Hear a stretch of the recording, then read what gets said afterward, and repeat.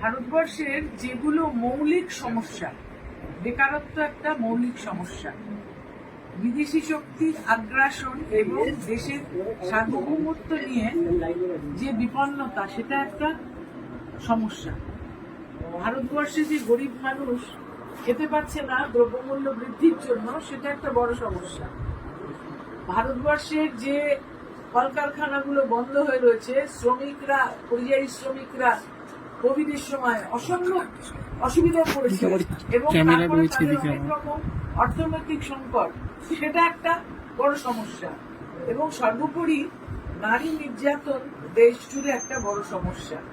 সেগুলোকে বাদ দিয়ে জাত পাত ধর্ম নিয়ে ভারতীয় জনতা পার্টির নিকৃষ্ট মানসিকতাকে আমরা যারা সংবিধান মেনে রাজনীতি করি তারা ধিক্কার জানাই এবং তাদের এই মানসিকতার বিরুদ্ধেই আমাদের লড়াই। দিদি, আপনাকে সবজি হাতে সংসদের মধ্যে দেখা গেছে, সেই সময় বলেছিলেন মানুষের খাওয়ার উপায় নেই। এই জায়গায় দাঁড়িয়ে কি অবস্থার কোনো পরিবর্তন হয়েছে বিগত বিজেপি? নির্বাচনী গিমিক হিসেবে গ্যাসের দাম বোধ হয় 100 টাকা কমিয়েছে, নির্বাচন হয়ে গেলে আবার বাড়িয়ে দেবে। দিদি, যখন শিক্ষার প্রশ্ন আসে তখন যেখানে সারা দেশে রেশনের কথা বলে বিজেপি সহানুভূতি আদায় করতে চায়, সেখানে মনে হয় না এটা কার্যত শিক্ষার জায়গায় ভিক্ষা হচ্ছে? একদম, আমি তো বলছি যে মৌলিক সমস্যাগুলো তলানিতে এসে গেছে, সেদিকে কোনো চিন্তা নেই। এই সরকারের ধর্মের ভিত্তিতে তারা ভোটভাগ করতে চাইছে।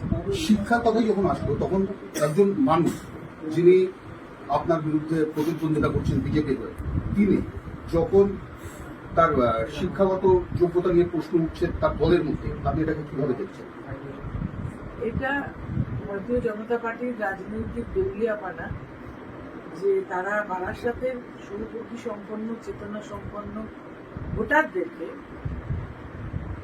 এমন একটা সংকটে ফেলে দিয়েছেন যেখানে এই নিম্নমানের একজন প্রার্থীকে তারা যোগ্য মনে করেছেন বারাসাত সংসদীয় এলাকার জন্য, যিনি ওদের হাবড়ার কোন স্কুলে ক্লাস 8 পাস না করে জাল সার্টিফিকেট বার করে নাকি পরবর্তী পর্যায়ে সার্টিফিকেট দিয়েছেন।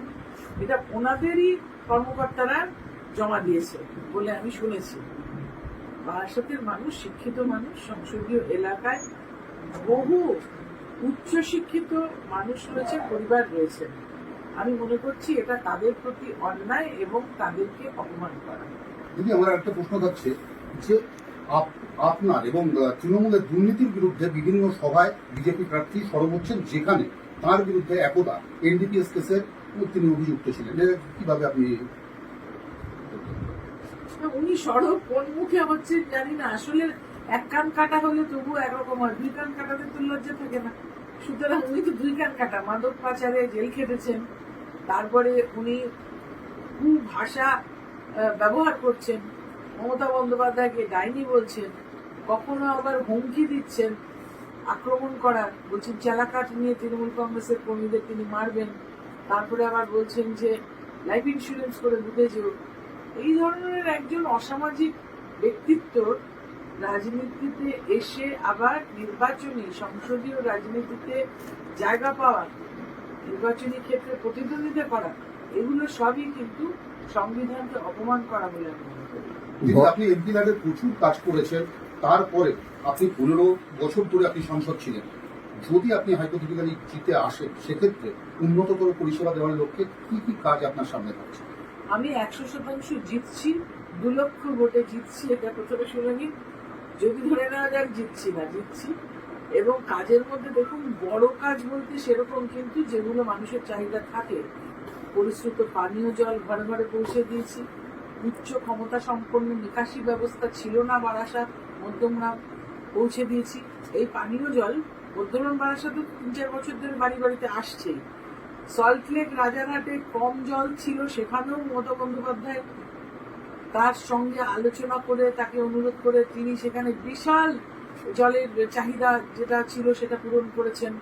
এদিকে অশোকনগর হাবড়াতেও আবার জলের অন্য প্রকল্প মমতা বন্দ্যোপাধ্যায়ের মাধ্যমে, এবং দেগঙ্গার প্রত্যেকটা জায়গায় জলের পাইপ বসে গেছে। তাই জলের কাজটা আমি করেছি, যেটা আগে ছিল না বারাসাতে। নিকাশি ব্যবস্থাটা তো বললাম, প্রত্যেকটা অলিগলির রাস্তা পাকা হয়েছে, যেটা ছিল না। সব জায়গায় উচ্চ বাতিস্তম্ভ বসেছে। বৈদ্যুতিকরণে বাংলা এখন অগ্রণী, কেননা এত বেশি উদ্ধৃত বিদ্যুৎ তৈরি করছে পশ্চিমবঙ্গ সরকার যে অন্য স্টেটকে বিক্রিও করছে। কিন্তু তা সত্ত্বেও আমাদের এখানে 100% বৈদ্যুতিকরণ হয়ে গেছে। তা সত্ত্বেও কারুর বাড়ির দেওয়ায়, কারুর উঠোনে, কারুর একদম গলির মধ্যে যেখানে যেখানে লাইট ছিল না, আমরা সোলার লাইট বসিয়েছি এমপি ল্যাডের টাকা। এটা সোলার লাইট এমপি ল্যাডের টাকা। সর্বত্র সুরক্ষার স্বার্থে সিসিটিভি ক্যামেরা বসিয়েছি এমপি ল্যাডের টাকায়। সুতরাং আমার মনে হয় না সেরকম কোনো কাজ বাকি আছে। কমিউনিটি সেন্টার তৈরি হয়েছে সব অঞ্চলে, এবং হাসপাতালগুলো বা আউটডোর ফেসিলিটিগুলো তৈরি হয়েছে। এবং সর্বোপরি বারাসাত বনোয়ারিপুর হাসপাতাল, যেটা একেবারে ভগ্নদশা ছিল, সেটা মেডিকেল কলেজ হয়েছে। এটা একেবারে আমেরিকার বা কোনো অন্য দেশের যে একেবারে সুপার স্পেশালিটি হাসপাতাল, সেই রকম আমি তৈরি করতে পেরেছি। আপনার আমার একটা প্রশ্ন আছে, যে একটা জিনিস জানতে চাই, আপনি এত উন্নয়ন করেছেন, সবকিছু করেছেন, একটা কথা খুব পরিষ্কার, সেই বারাসাতের বুকে প্রধানমন্ত্রী নরেন্দ্র মোদী এলেন, মিটিং করলেন সন্দেশখালীর মেয়েদের, সেখানে নিয়ে এসে তিনি একটা সভা করলেন। এটাকে আপনি কি বলবেন? এটা কি ধরনের টার্গেট করা হচ্ছে বারাসাত? আমি বলবো যে এটা অত্যন্ত নিম্ন রুচির পরিচয়, অন্য কোনো ইস্যু নেই। এবং সন্দেশখালীটাও আমি বলবো যে যতটা সন্দেশখালীতে না অন্যায় হয়েছে, তার 1000 গুণ বেশি মিথ্যা অপপ্রচার হচ্ছে, ফেক নিউজ হচ্ছে, এবং এটাকে